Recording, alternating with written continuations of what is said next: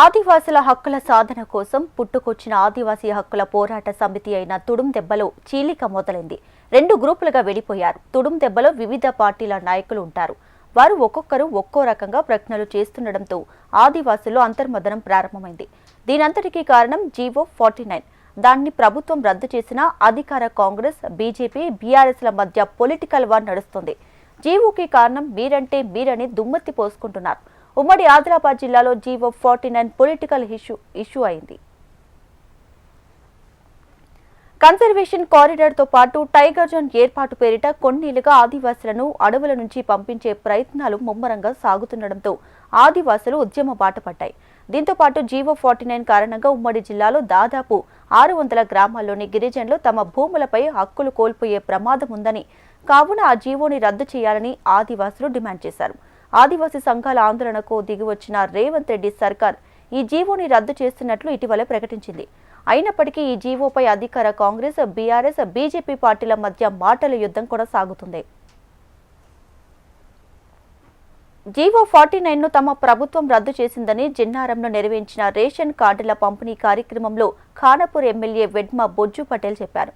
మళ్లీ ఆ జీవోని తీసుకువచ్చి ఆదివాసుల హక్కులను హరించే ప్రయత్నాలు చేస్తే ఎమ్మెల్యే పదవికి రాజీనామా చేయడానికి సిద్ధంగా ఉన్నానని ప్రకటించారు.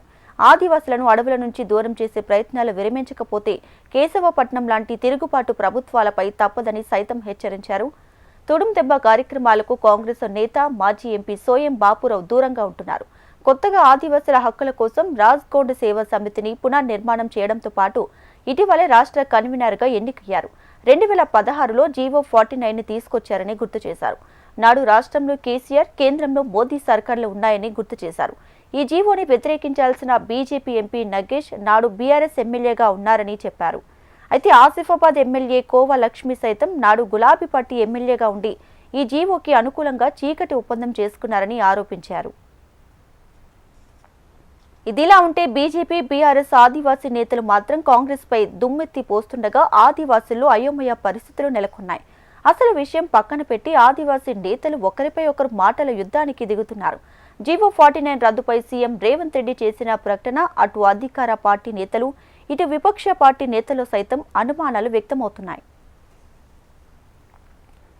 ప్రస్తుతం ఉమ్మడి ఆదిలాబాద్ జిల్లాలో ఏ ఆదివాసీ పల్లెల్లో చూసినా ఈ జీవో రద్దుపైనే చర్చ కొనసాగుతుంది.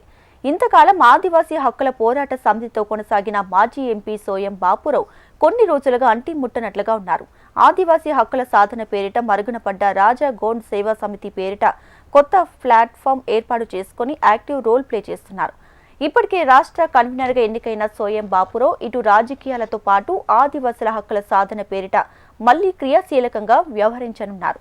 ఇదిలా ఉంటే తుడుం దెబ్బ నేతలు మాత్రం రాజ్గోండ్ సేవా సమితి అనేది దశాబ్దాలుగా ఉందని, ఇది కేవలం గోండు రాజుల కాలం నుంచి వచ్చే ఆదివాసీ ఆచార కట్టుబాట్లు, సంస్కృతిని కాపాడేందుకు పనిచేసేదని ఆ నేతలు పేర్కొంటున్నారు. ఇదిలా ఉంటే గతంలో ఆదివాసీ హక్కుల కోసం రాజ్కోండ్ సేవా సమితి పనిచేసేదని అప్పట్లో మాజీ మంత్రి, దివంగత నేత కొట్నకు భీమరావు లాంటి వారు నాయకత్వం వహించారు. మాజీ జెడ్పీటీసీ మడావి రాజు కొన్నాళ్లు రాజ్కోండ్ సేవా సమితిని నడపగా అనంతరం తుడుం దెబ్బ కీ రోల్ వివరించడంలో జిల్లాలోని అన్ని రాజకీయ పార్టీలకు చెందిన నేతలు ఇందులో క్రియాశీలకంగా మారారు. ప్రస్తుతం తుడుం దెబ్బ నిర్వహణ అస్తవ్యస్తంగా మారిందంటూ మాజీ ఎంపీ, మాజీ ఎమ్మెల్యేలు దూరం కాగా కొత్తగా రాజ్కోండ్ సేవా సమితి క్రియాశీలకం కానుందని ఆదివాసీ నేతలు అభిప్రాయపడుతున్నారు. మొత్తంగా జీవో నెంబర్ 49 అమలు కుట్లు అల్లికల చందంగా మారిందన్న అభిప్రాయాలు వ్యక్తమవుతున్నాయి. జీవోకి మద్దతిచ్చిన వారిలో ఆదివాసీ నేతలే, అడ్డుకునేవారు సైతం ఆదివాసీ నేతలే కావడం విశేషం.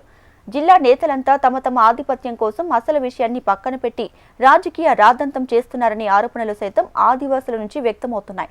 మొత్తంగా ఆదివాసీ హక్కులను కాలరాసే జీవోపై ఓ పక్క పోరు జరుగుతుండగా టైగర్ జోన్ పేరిట ఆదివాసులను అడవుల నుంచి దూరం చేసే ప్రయత్నాలు మాత్రం సాగుతున్నాయి.